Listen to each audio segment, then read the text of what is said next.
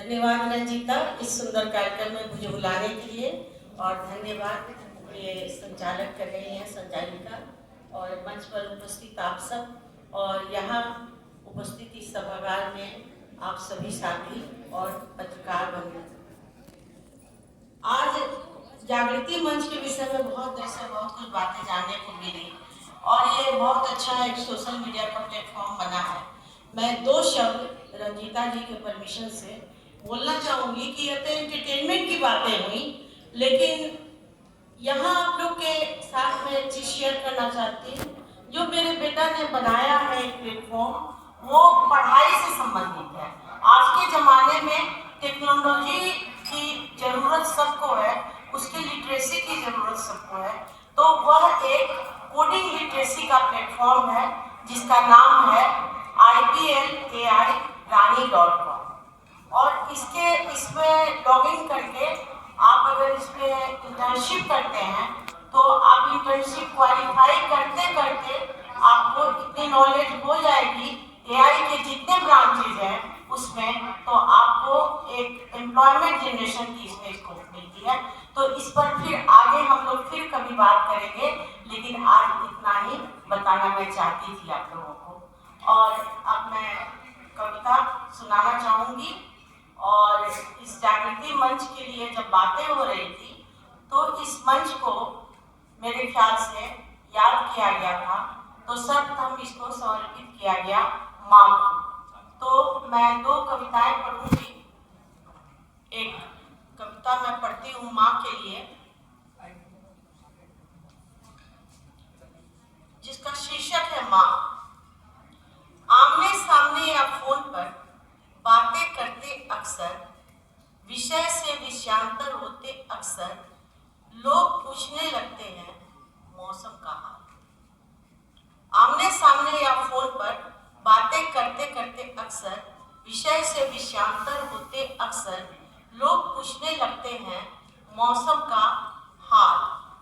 यह मौसम भी कई तरह का होता है, यह मौसम भी कई तरह का होता है।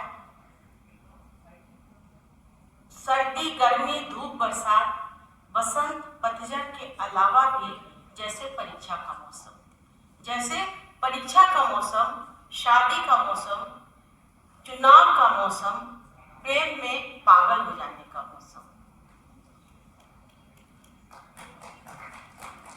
अब देखें, जब शादी के लिए ढूंढते हैं वर वधू, तो सबसे बड़ी समस्या गोरे रंग की।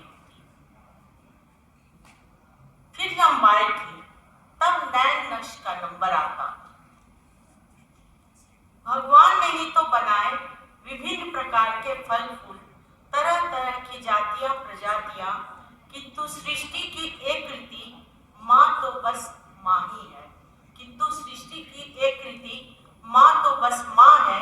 सभी माएँ हैं एकदम एक जैसी, सभी माएँ हैं एकदम एक जैसी, वे कभी नहीं मरती, हमेशा जीती हैं, जीती ही रहती हैं। हर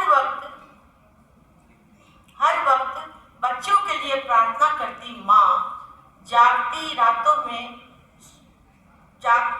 में हंसती आंखों वाली माँ, लव कुश के साथ वनवास काटती माँ, तिनकों का घोंसला बना बच्चे पूछती माँ।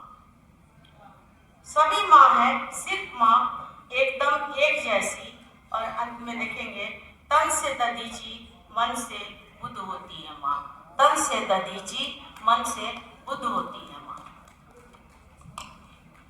और एक कविता है।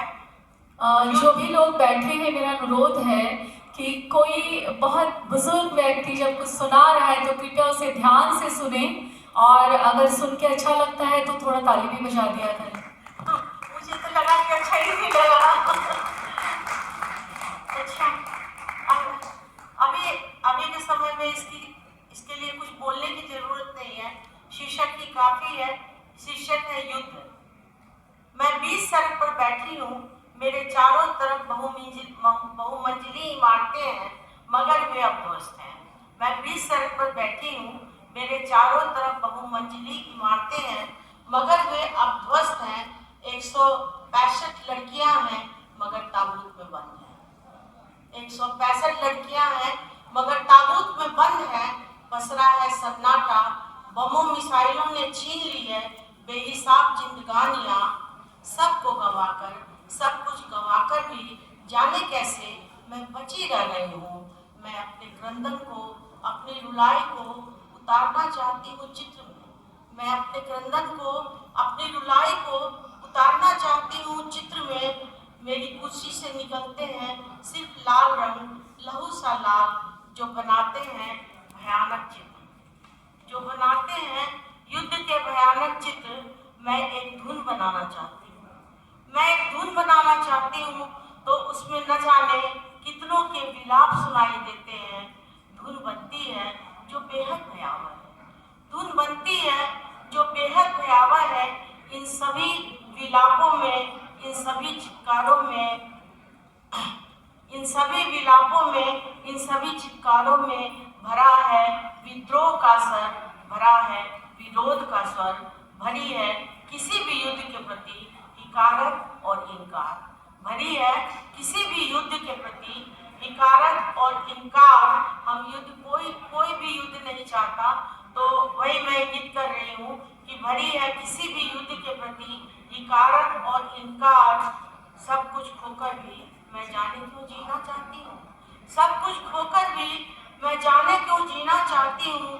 देखना चाहती हूँ हरे भरे पेड़, घास चरती भेड़ बकरियां, धान काटते किसान प्रेम करती लड़कियां, धान काटते किसान प्रेम करती लड़कियां। यह तभी संभव है जब युद्ध के प्रति विरोध पहुंच सके राजाओं तक, यह तभी संभव है जब युद्ध के प्रति विरोध पहुंच सके राजाओं तक, जनमानुष के भाग्य विधाताओं तक। तभी मैं जी सकूंगी प्रिय गालव तुम्हें अपनी यादों में, तभी मैं जी सकूंगी प्रिय गालव तुम्हें अपनी यादों में। धन्यवाद।